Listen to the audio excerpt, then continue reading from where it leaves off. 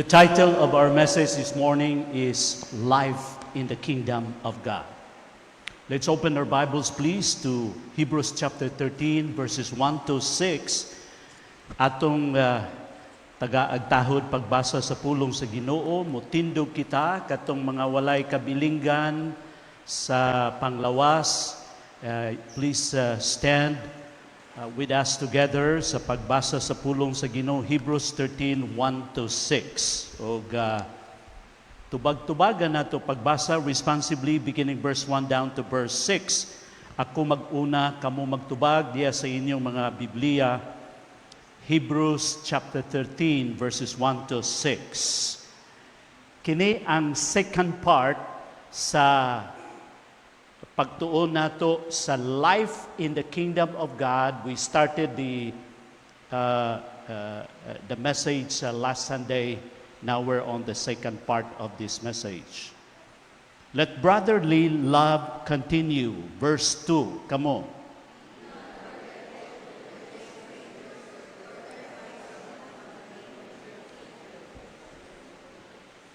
Remember those who are in prison as though in prison with them, and those who are mistreated, since you also are in the body. Verse 4.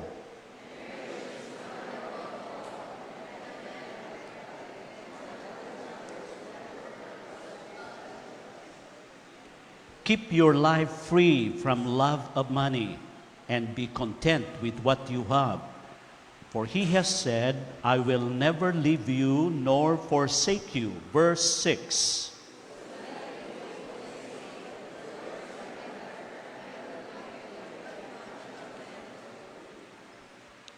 May God bless the reading of His Word. Mag-aampo kita. Our Heavenly Father, we come to you this morning, Lord.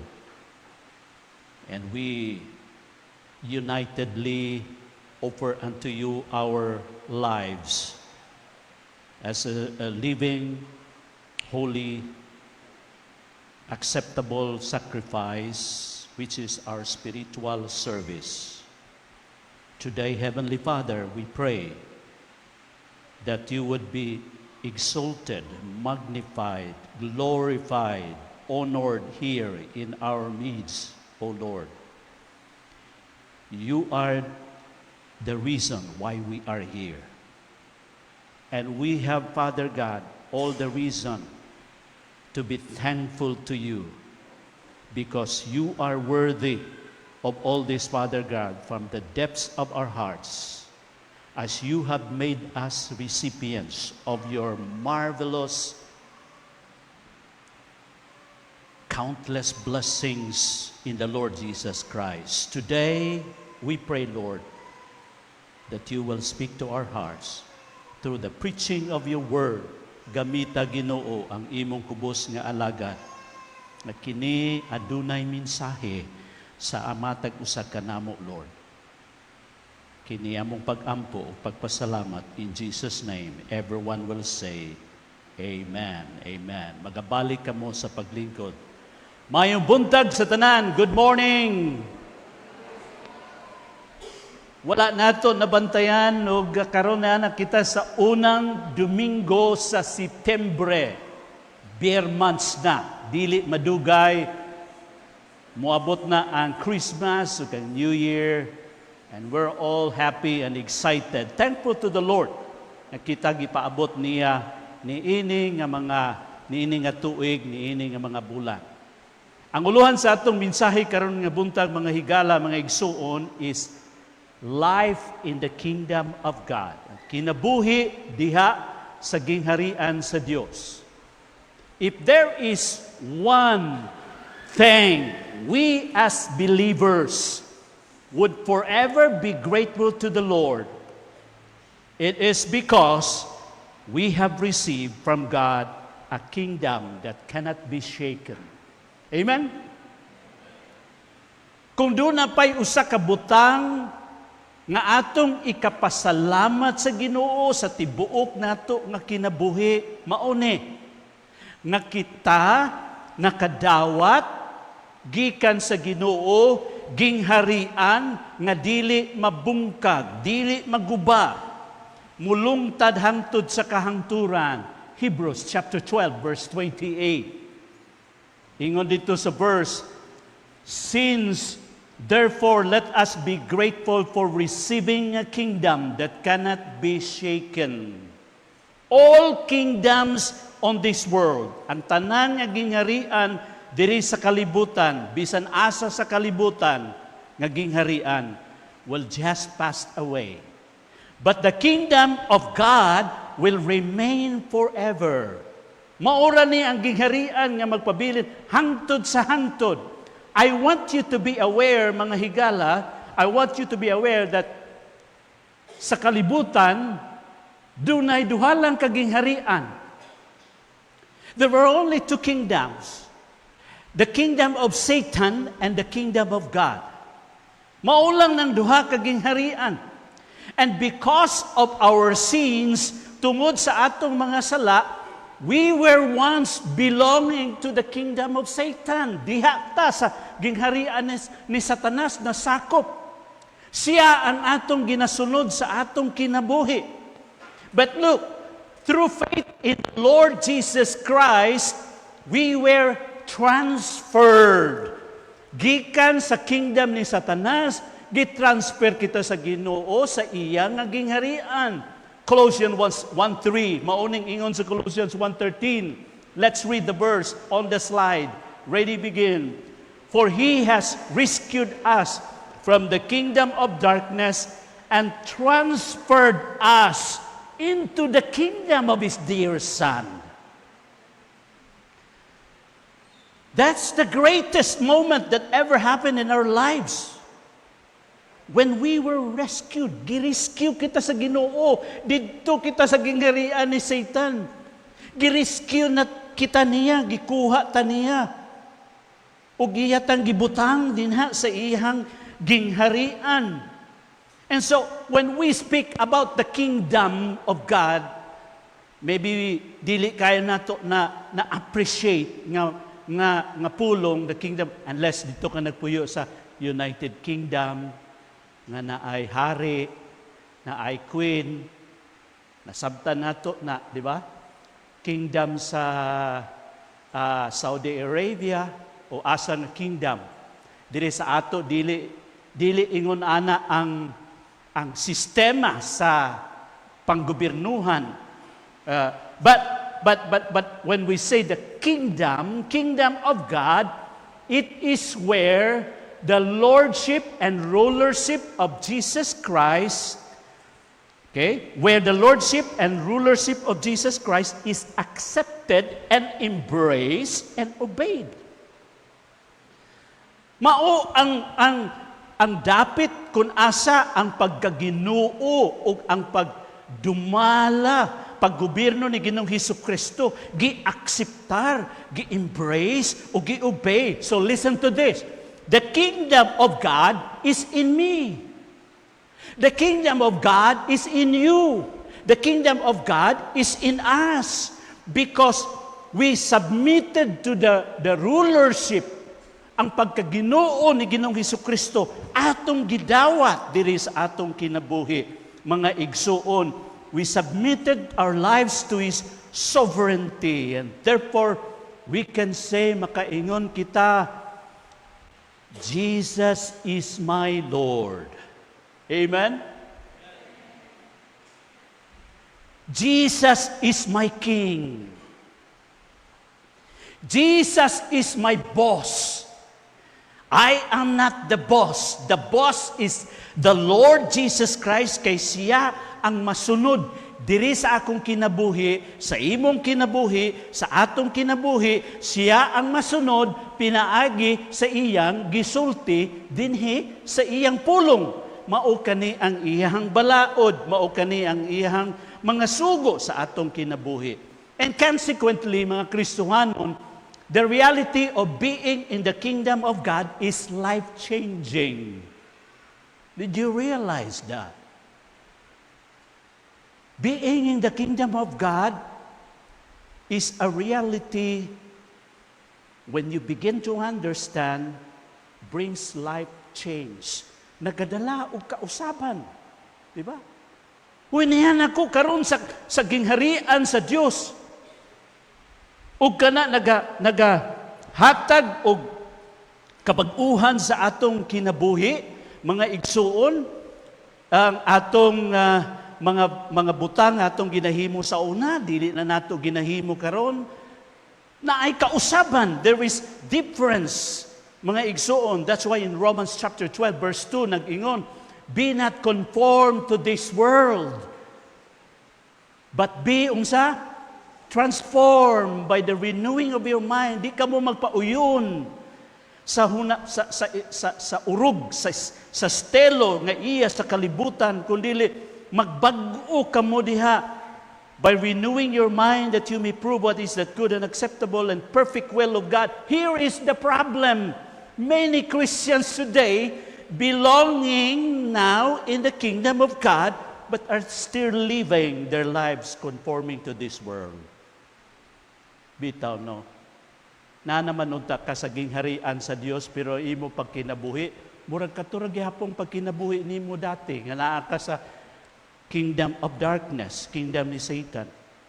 And so the message in a nutshell is this.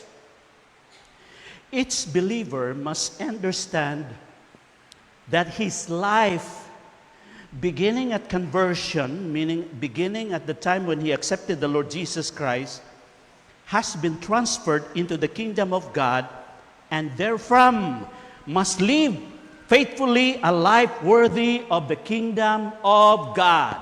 Maog ka na ang mensahe, the central message niining text karon nga atong pagahisgutan karon nga buntag.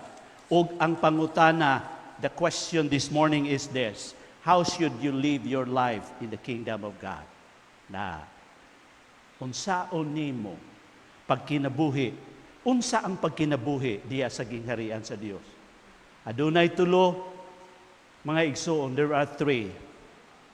Number one, we live in the kingdom of God by loving the brethren. Number two, we live in the kingdom of God by lifting up marriage. That would be the major part of the message karon nga buntag. And number three, by living with contentment. That's from verse 1 to 6 sa chapter 13. Last Sunday, gi-take up nato, gihisgot nato ang loving the brethren. Gusto nako nga larguhon ng tulo, pero kanindot sa mga pagkamatuuran o pagtulunan sa Ginoo sa ato nini nga mga verses, nga kinahanglan nga imuhang hinay-hinayon pag-usap o i-enjoy nimo ang pulong sa Ginoo, ang iyang pagtudlo sa atong kinabuhi. And last Sunday, we learned about na if you are living in the kingdom of God, then there must be brotherly love. Verse 1 nag-ingon, let brotherly love continue. Ipadayon ang paghigugma. And we learn nga we can love our brethren pinaagi sa acceptance, pagdawat nato sa atong isig kakristuhanon. Just as Christ accepted them. Na mga tao nga perhaps dili nimo ganahan, pero ingon ng Biblia, you have to accept them because Christ has accepted them. And then, not only by loving our brethren, demonstrating it by acceptance, but also by assistance. Ato silang i-assist. Verse 2, mabasa nimo diha, nagisgot mahitungod sa hospitality. And verse 3, nagisgot mahitungod sa empathy, kanang imong pagsimpatiya sa pagbati sa kahimtang sa imong isig kakristohanon. And number 3, mahitungod sa solidarity, but ipasabot putting yourself on their shoes. Ibutang nimo imong kaugalingon sa ilang sapatos ug imong bation ang ilang ginabati. You know what? This was the challenge last Sunday, sa Sunday morning o sa Sunday evening hangtod sa Thursday, gitagaan gyud ta sa Ginoo assignment na ma-practice nato na. Kay naay haya dire. ang haya ni Pastor Dupin, Peter Dupin. And as the pastor, ang akong kasing-kasing nagkalipay sa mga Kristohanon nga nagtinabangay, nagdalag pagkaon, naghatag og encouragement, and special thanks sa mga wumiso na nag-take care sa mga snacks every night, ang atong chairman sa food committee, si Inday Sara Dili Duterte, Inday Sara Biatisola. Amen? Papakan na itong mga umiso palihog. Thank you very much. Mga umiso. Mga laymen nga nag-assist. Good, dire. Wag yun. Atong mga laymen nga gipangunahan ni Brother Ricky Dalagan. Pakpakan na ito atong mga laymen. Atong mga workers, Pastor Randy, Ma'am Helen, Ma'am Aldos, Pastor Sam, dire nga nagtutuyok. Laliman ni mo, Lunes, Domingo sa gabi, hangtod sa Huwebes. Sabado sa gabi. Sabado sa gabi, hangtod sa Huwebes. Nga dire ang haya. Ug ang mga parente ni Pastor Dupin, nga taga Bukidnon, nga dinhi, sukad pa sa Lunes, human nga na lubong, panahon sa lubong, perting pasalamat. Ako mismo nga, ingon nga pastor, giduulan pastor. Salamat gyud sa inyong pag-atiman, pagsuporta sa ako, sa haya, sa akong ig-agaw, Pastor Lupit. Ani iyang word, wala gyud ko'y ikasulti, pastor. Maayo, kaayo ang pag-atiman sa mga Kristohanon. Last night, kalami gyud kaayo sa mga snacks. Sa last night, gisiupaw nga first class nga siupaw, lami ka istanan. Di na nato i-mention pangalan no kay ma-advertise.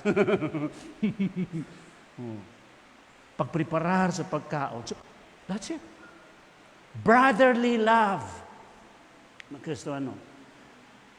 Karon, moving down sa mga verses din sa chapter 13, we're now on verse 4. 1 to 3 speaks about brotherly love. Continue expressing and demonstrating it through hospitality, empathy, and solidarity. Moving down sa verse 4, look at verse 4. Unsa ang gihisgot dire? Let's read all together. Begin. Let marriage be held in honor among all, and let marriage bed be undefiled. For God judged the sexually immoral and adulterous. You live in the kingdom of God not only by loving the brethren, but secondly, by lifting up marriage. Lifting up marriage. Ang bayaw sa kaminyoon, ang paghatag og bili sa kaminyoon, mga igsuon. I know that kamo pariyan nako have observed that our society have a low view of marriage. Kaya naghisgot ni sa kaminyoon. Low view of marriage. Ubos kaayo ang ilang pagtanaw sa kaminyoon. Usahay, they think marriage is not important. Ang kaminyoon, dili na importante. Dili na siya valuable. And there are couples who just easily and quickly, for many couples, when problems come, sayon kaayo ang pag-break up. Di naman kasi magkuha na lang ta, magbulag na ta. Ug naa po'y mga tao nag-ingon nga, sulay-sulayan lang nato niya atong panag-uban. Trial marriage. Ubos kaayo ang pagtanaw sa kaminyoon. But look, pag-ingon nga marriage dinhi, marriage is honorable. Ang word na marriage diri mga igsuon gikan sa original word, the original word gamos, Greek word kana siya, kay ang original language sa Biblia, Griego, gi-translate kining atong English translation, hubad, gikan sa word na gamos which describe a public ceremony in which a man and woman entered into a marital relationship and so speaks of a wedding. Public ceremony, which a man and a woman, lalaki o babae, magsulod nito sa marital relationship nga magsugod diha sa ginatawag kaminyoon. Take note and always remember this, that marriage is a union of man and woman into covenantal relationship. Unsay gihimo sa mga tao karon? Kaslon na, minyoon na ang lalaki o lalaki, ang babae o babae. Apan dili ka na mao ang plano, ang paghimo sa Ginoo, ang pagmugna sa Ginoo dito sa Garden sa Eden. Ang unang tao nga si Adam o ang unang nga babae nga si Eve, gikasal sila sa Ginoo. Adam and Eve, gikasal sila sa Ginoo, dili si Adam o si Steve. Adam and Eve, dili si Adam and Steve. Same-sex marriage is not biblical, not God's will, and is an abomination before the eyes of God. Tulo ka kamatuuran, mga higala, mga igsuon, ang atong makita diri sa verse 4, mahitungod sa kaminyoon, mahitungod sa marriage. Number 1, the preciousness of marriage. Ang pagkabililhon sa kaminyoon, the preciousness of marriage. Imong manote, I would like you to note, nga kaning verse 4, ang word dinha nga honor sa original language sa Biblia nga ang Griego is the first word. Honorable is marriage unto all.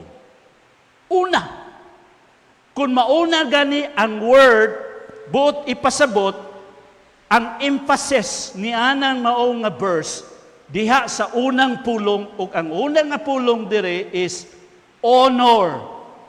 This tells you, no, the first word, this tells you the high and holy value God Himself places on His institution of marriage. Now, tanaw na to ang word na honor. Ang honor, gikan sa word na timios or timios or timios. Okay? Literally, ang word nga honor speaks of things that are costly, mahalon na mga butang, precious, valuable, and is used to refer to precious metals and stones. Naamoy mga bato diya nga mahalon, like ruby, like emerald, unsa pa nga mga bato, sa mga bato ngayon yung nahibalaan, pearl. Dili na pareha sa mga bato nga naadya makita mo sa kalsada. Precious na. Mahalo na sila. Ug imo nang ginaampingan, imo nang ginatipigan, mga igsuon, pareha sa imong mga jewelries. Imong bana, imong asawa, imong kaminyoon, precious. Amen? Agoy. Kamay rin nag-amen. Mga bana,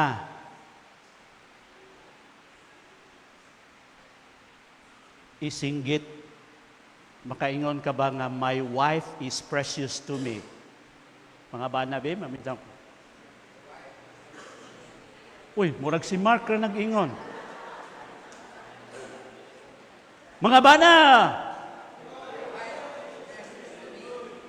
kana makadungog yun siya, asa naman siya, padungog yun. Mga bana! Oh, yeah.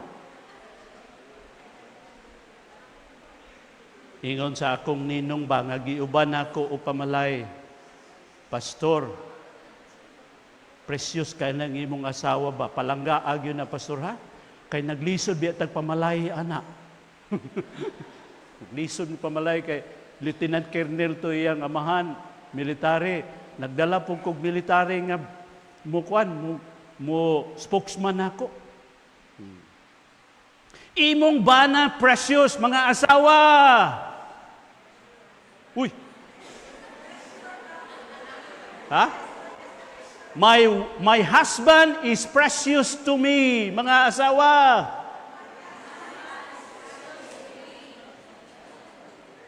Uy, akong nadunggan, my husband is gastos to me.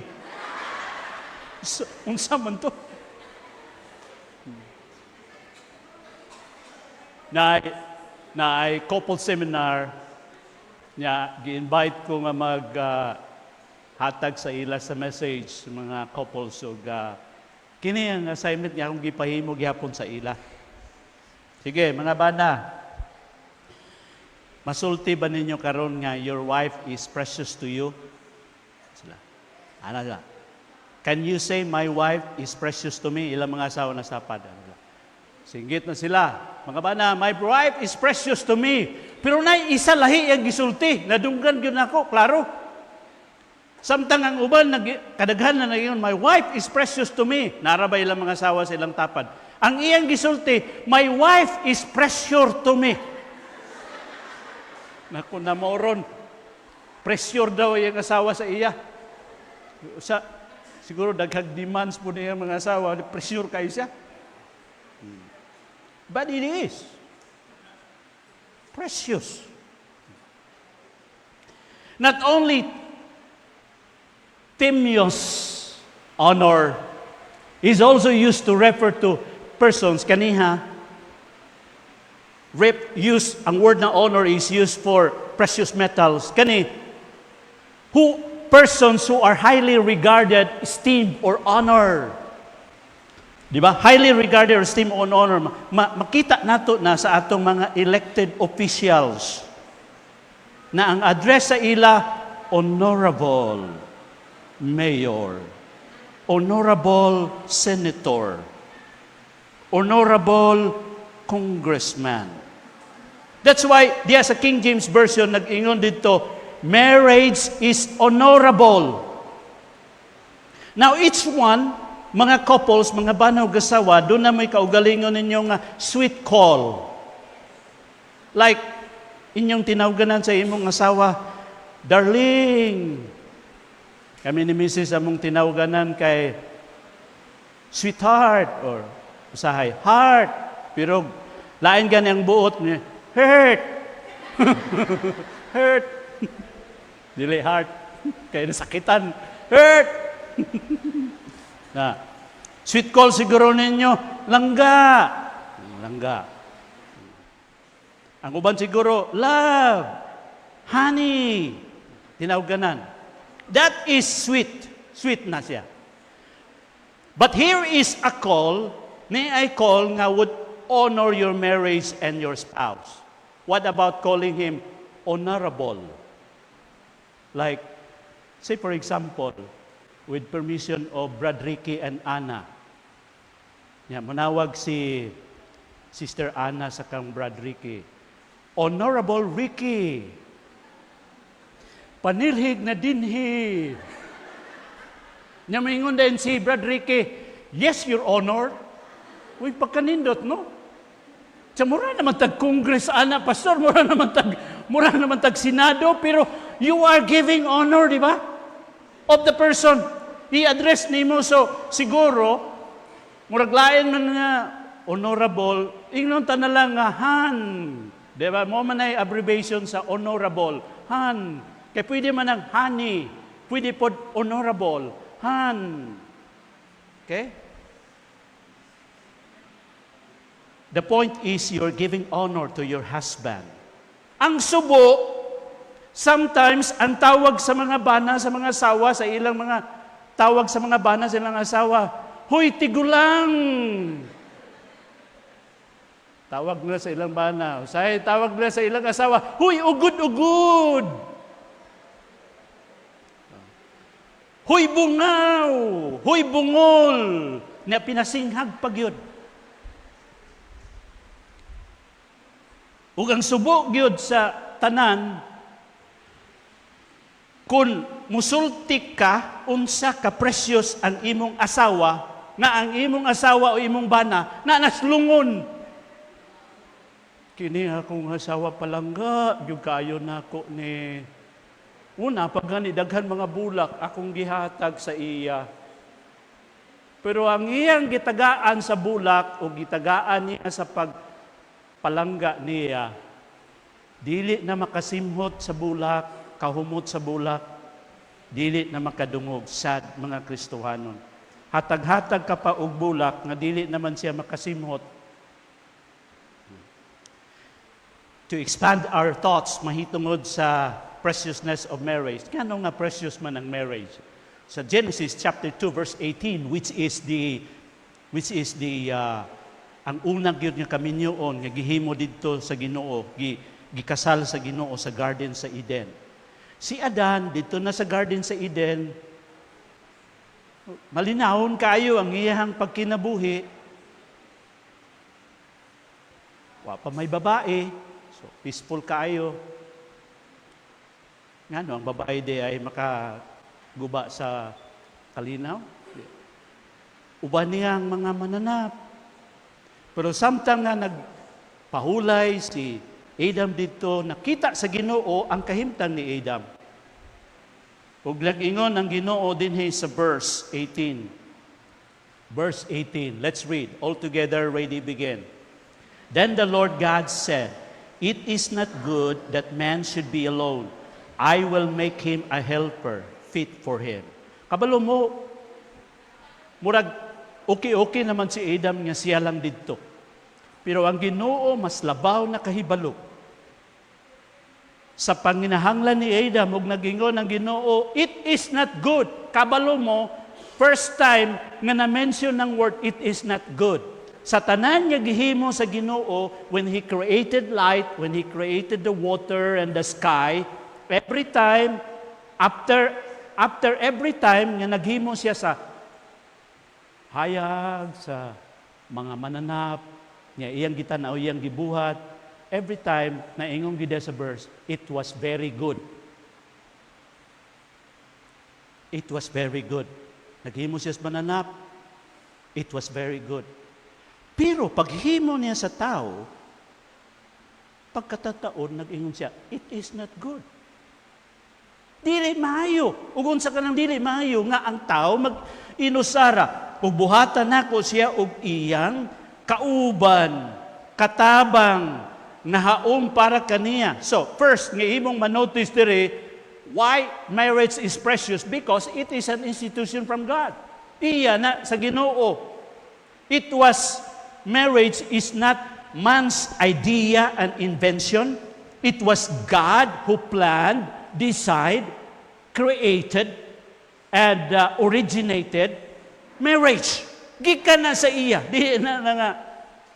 Buhat-buhat na sa tao ng kaminyoon. That's why there were maayog yun, no? Ang tanan nga gibuhat sa Ginoo. Kaminyoon, He created marriage. It was very good. Kaya madunggan ako ay mga tao bitaw nga late na nagminyo sa ilang kinabuhi, mga 30 plus, 40 plus, dugay nagminyo. Nya, daghan nang nagsulti sa ako ani akong gipangutan. Nya, kamustang minyo? Kabalo mo kung sila tubag? Nagmahay gyud ko pastor ba nganong karon pa ko nagminyo? Oh, kita mo na. Nagmahay gyud ko karon pa nagminyo. Busa kung idaran na ka ayaw pagkawala sa paglaom. Diya, Ma'am Pebs?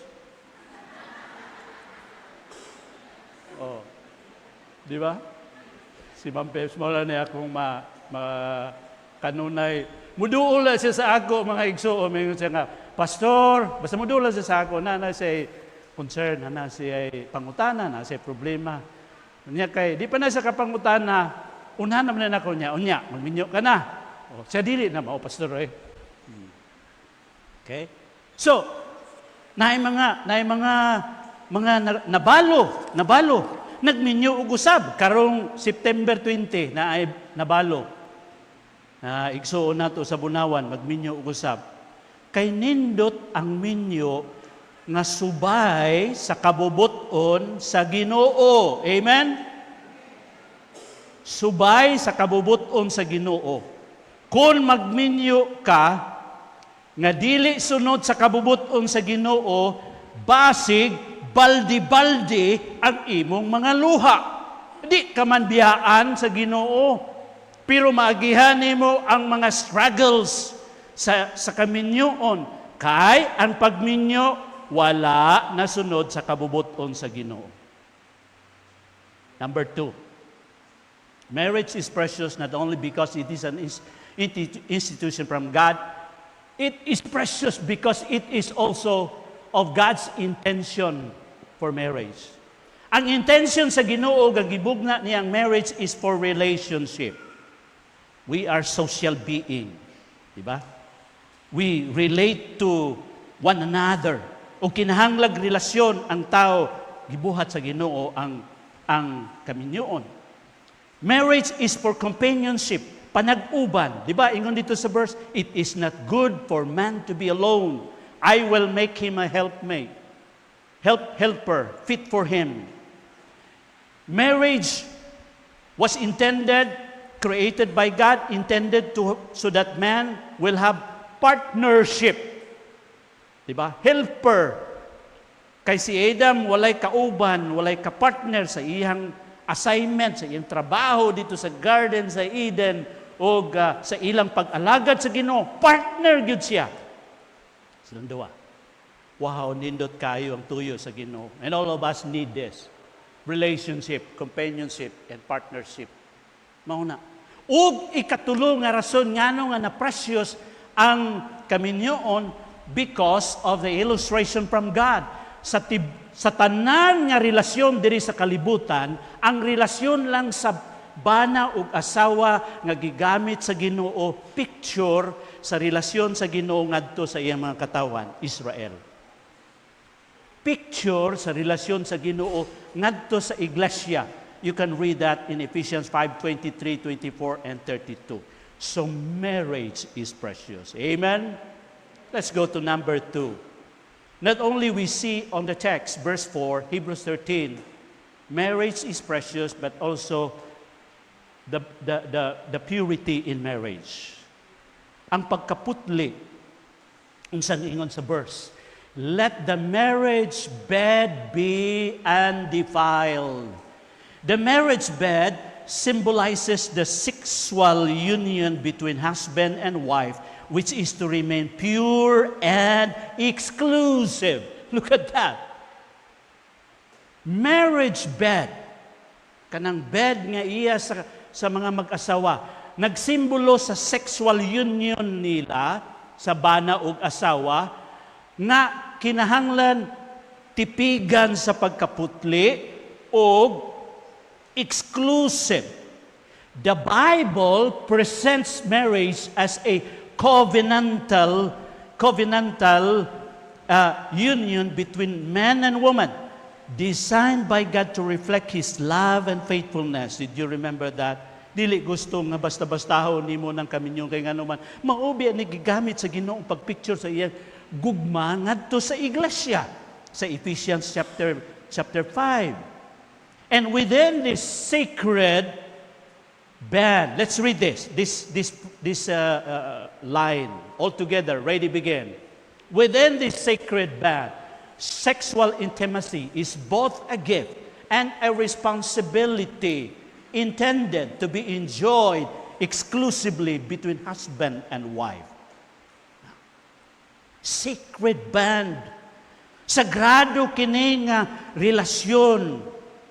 Sexual intimacy nga iya sa bana ug sa asawa is both a gift.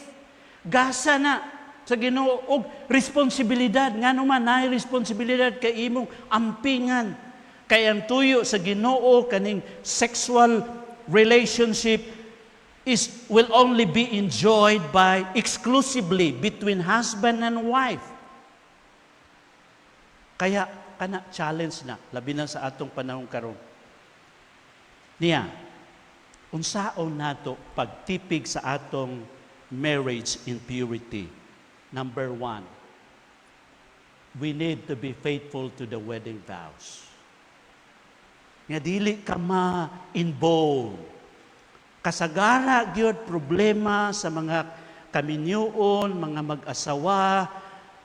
Daghan man na sila problema nga magihan, pero ang pinakalisod nga problema gyud nga atubangon sa mga mag-asawa kanang dunay third party. Kanang tawag nila nga love triangle. Kanang gitawag nila nga second, siya tawag na. Kaya na may first lady, na po day second lady. You know, the most important part in wedding, pinaka-importante sa kasal, kanang exchange of vows. Mga 250, almost 300 na nga gikasal na ako. And always, ang pangutana gyud, lalaki, dawaton ba nimo, higugmaon ba nimo, kaning babae. Unsay tubag sa lalaki? Yes, I do. You know what, mga higala? When you said, yes, I do, that is tantamount to saying, I don't to all women in the world. Pag ingon nimo, I do, nining usa ka babae, parihara na nga niingon ka, I don't to all women in the world. Parihara na nga ingon ka, I don't to tanang nga lalaki sa kalibutan. Kaya nag-ingon kag I do sa isa ka babae o sa isa ka lalaki. Be faithful to your wedding vow. Ambot no nahinumduman pa nimo imong wedding vow, ingon nga banaw imong asawa. Ikaduha, not only faithfulness to wedding vow, forsaking sexual temptation. In a world where sexual immorality is often normalized, normal na kaayo sexual immorality sa atong sosyudad karon. Christians are called to be different. We are not to conform to the trend, styles of this world. Isalikway ang mga sexual temptation. Ayaw i-expose ang imong kaugalingon kung asa naa ang temptasyon, mga igsoon. Maintaining purity in the marriage bed requires intentionality and commitment. Couples are encouraged to communicate openly about their expectation and boundaries, fostering a relationship built on trust and transparency. Kinahanglan open ka mo, bana og asawa. Kaya ingon dito sa Bible, sa kang Adan ug Eva, and both of them were naked, di ba? Pero other than it was physical na nakedness, it also speaks, mga igsuon, of being open. Meaning, you are not hiding anything before your wife or before your husband. Di ba? Open, you communicate openly to each other. Wala kay ginasikreto. Kung doon na pa'y isa kabutang nga makadaot sa relasyon sa bana o asawa ka nang doon ay mga sikreto-sikreto. Ayan ka. Kinsa man yung diri sa imong cellphone, kinsa man yung si Kuan man lagi ni, si Lorna. Kinsa man si Lorna? Nga may ingon ng bana, secret ka karon dira.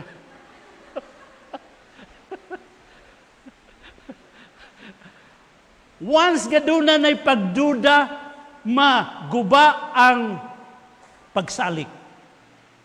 Once maguba ang pagsalig, maguba ang relasyon. Kay ang relasyon natukod og napundar gikan sa pagsalig. Kung maguba ang pagsalig, kanuna na lang magduda. So, sexual relationship, be careful with, you're dealing with other person. Pero kaning ikatulo, mga igsuon, importante sa tanan. in order for you to keep the purity in your marriage? The filling of the Holy Spirit. The empowerment of the Spirit, because sensuality and lust is so strong than you ever think. Grabe ang atong flesh, ang atong kailigbon. Abi nato og ingunana lang, kaya ra nato. Dili di mo na kaya. Kinahanglan gyud nimo ang gahom sa balaang espiritu nga maingon ka, Ginoo. Kung ako lang ni Lord, patay na ko ani. Mahulog na ko ani sa sala. Pero Lord, tabangi ko nga marisis na ko. You remember si Joseph din sa Book of Genesis. Nga kada adlaw entice siya, ginaseduce siya ni Mrs. Potiphar. Every day, si Joseph may pagka-matso po siguro to, naibog mo itong asawa sa iyang amo, na si Mrs. Potiphar. Pero,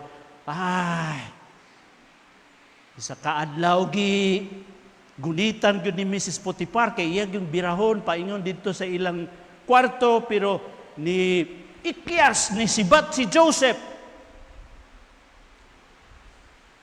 Mga bana, isaray Joseph. Duha day, Joseph Hiner. Joseph Hiner. Pumbuti pasabot, dili tanan sa ato nga pareha kay Joseph nga makadagan. Budagan tagpaduol. Lisod ang kailigbon. Ayaw iduol imong kaugalingon higala igsuon, mga bana, mga asawa. Na diin na ang tentasyon. You need to ask the Holy Spirit, enable me, empower me, nga ako ma-resist kini nga tentasyon.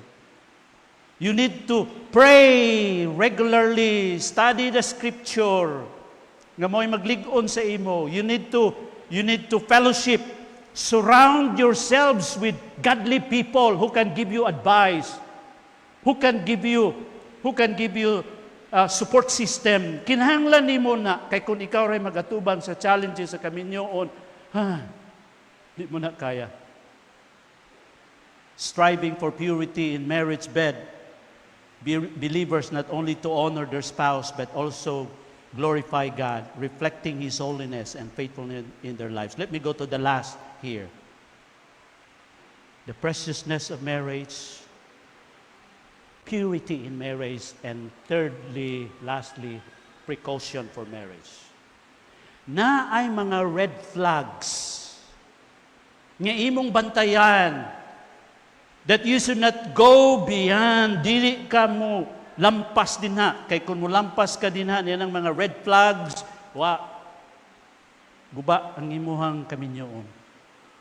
Unsa ning mga red flags that you should beware of? Number 1, ingon din ha sa verse. Marriage is honorable. Let the marriage bed undefiled. Then ang last phrase na gingon, for God will judge the sexually immoral and adulterous. Sexually immoral and adulterous. So ang Ginoo naghatag sa ato og warning, paandam, bantayan ninyo niya. Case number 1. There are red flags in marriage. Case number 1, fornication. King James. It is sex before marriage. Case number 2, adultery. Sex outside marriage. Kaning duha bantayan sa matag Kristohanon. If you are here, a young people, single, mga young people, high school, college, sisap, mga single. Kung doon na pa'y pinaka-precious gift na hatag nimo sa imong future husband, sa imong future wife, it is your virginity. Mao na pinaka-precious gift. Kaya tipigan nimo na ingon nga gasa nga mahatag nimo sa imong mahimong bana, mahimong asawa, or mahulog kita sa sala, sa fornication or sexual immorality. Adultery, this is sex outside marriage. Minyo na involved sa lain nga relasyon. And it's happening, mga Kristohano, daghang katao. Karon, di lang ang case, makita nato diya, fornication. Unsa ang consequence? Unsa ang resulta kung mahulog ta sa fornication o sa adultery? Dili lalim. Number 1, it breaks relationship. Makaguba sa relasyon. Number 2, it brings judgment. Magadala sa paghukom. Di ba? Ingon dito sa verse, for God will judge the sexually immoral and adulterous. Iyang hukman.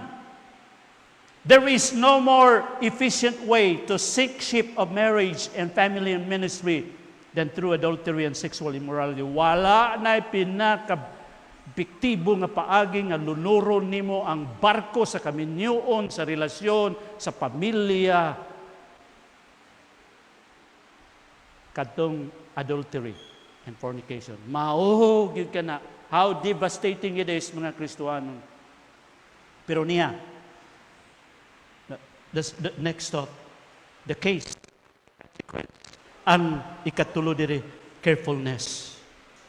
Ang pag-amping kanunay, because temptations are everywhere.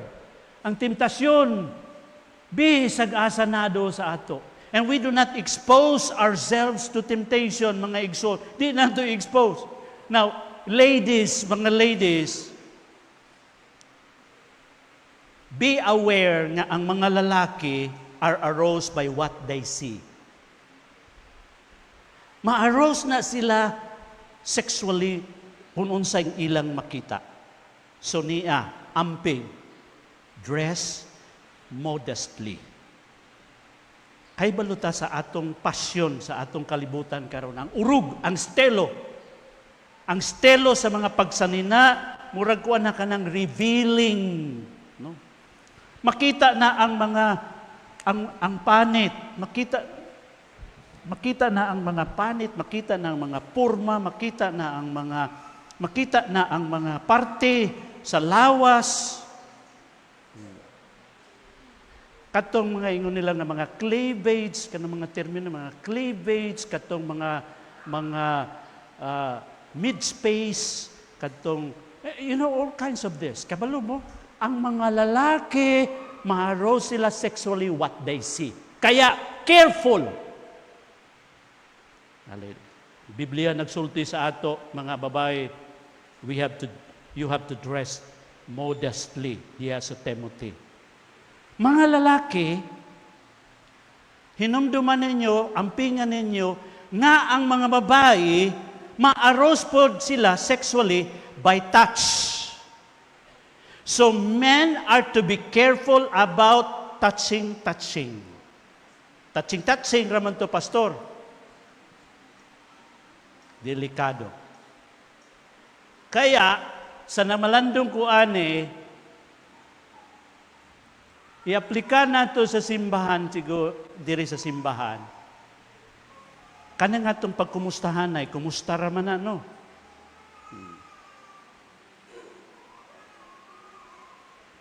Mga lalaki, magkumustahan ay. Pero mga babae, man to woman, mas maayo fist bump na lang. Kay basig ka ng kumusta na idala piso-piso dira. Delikado. Ug naay kumusta nga dugay kaayo nga si daghan patag istorya nya nakakita ang bana, uy dugay makini mo nagibuhian pastor. Kita nimo na. Unya ang mga babae aros na sila sa touching.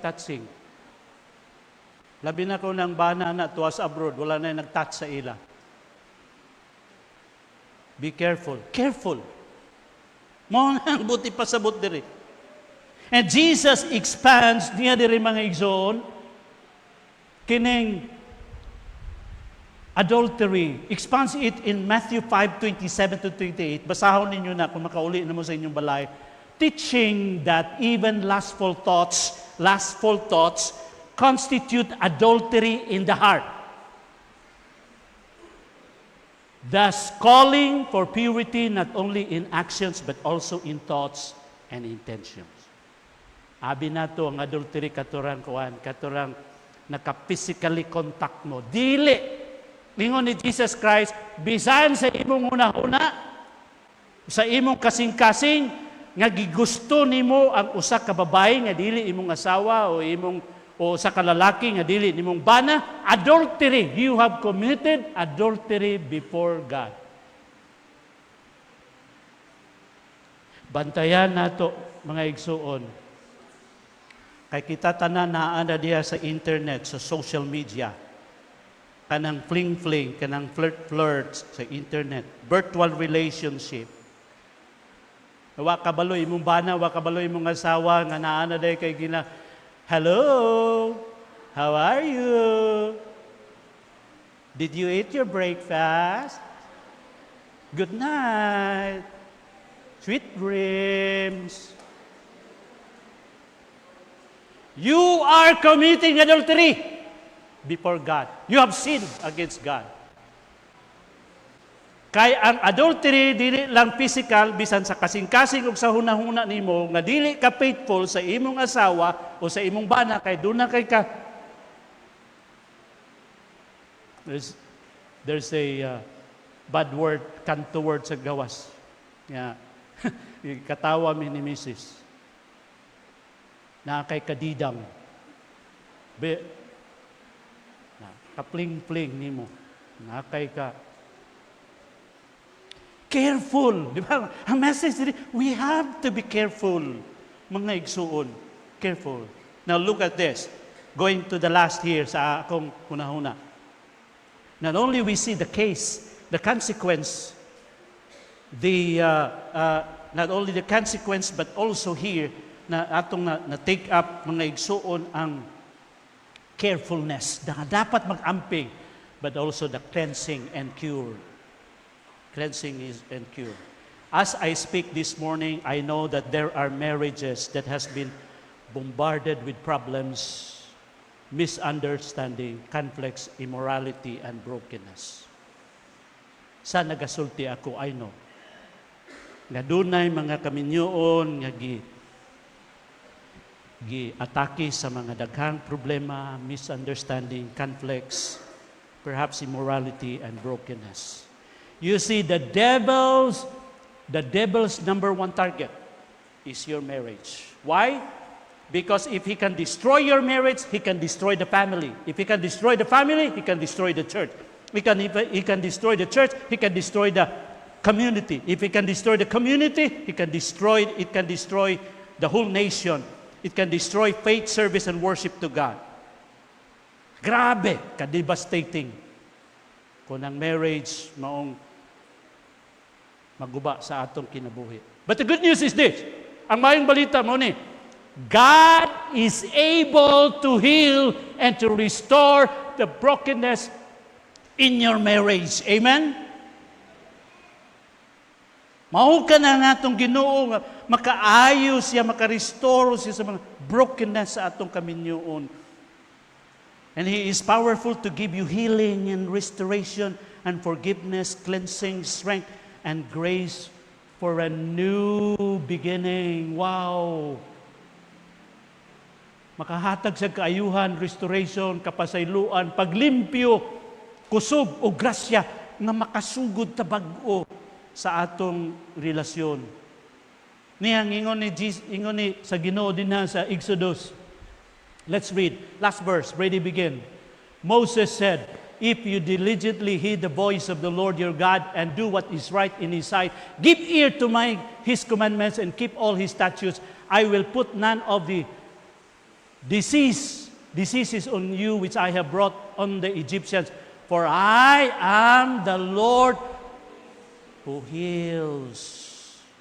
Ako ang Ginoo nagaayo. Ang Hebrew word niya nang I am the Lord who heals is Jehovah Rapha. Our God is Jehovah Rapha, a God who heals. Nag-aayo siya. Mga igsoon, you must realize that you cannot do it by your own strength. Di yun nimo na makaya sa imong kaugalingon. And you needed God. You have marital problems because you were doing it all by your own strength. Na kay daghan kayong problema, bagahe, mga bugat kaayo sa imong kaminyo kay ngano man ikaw ra po'y nagpasan-pasan. Ingon sa Proverbs 3:5 and 6, trust in the Lord with all your heart and lean not unto thine own understanding, in all thy ways acknowledge Him. Do not all marriages in the Bible, dili tanan marriages in the Bible, no? Offers hope and guidance, or not all marriages in the Bible, or not all marriages had been restored, but the Bible offers hope and guidance for couples seeking healing through repentance, forgiveness, and relying on God's strength. Wow! Nahatay kadtuhan. Mauna ni karon nabasag na ng atong kaminyoon, ng atong relasyon. Pero ang Ginoo nag-offer sa ato sa healing and restoration when we come to Him. Marriage is made by God and is meant to be enjoyed.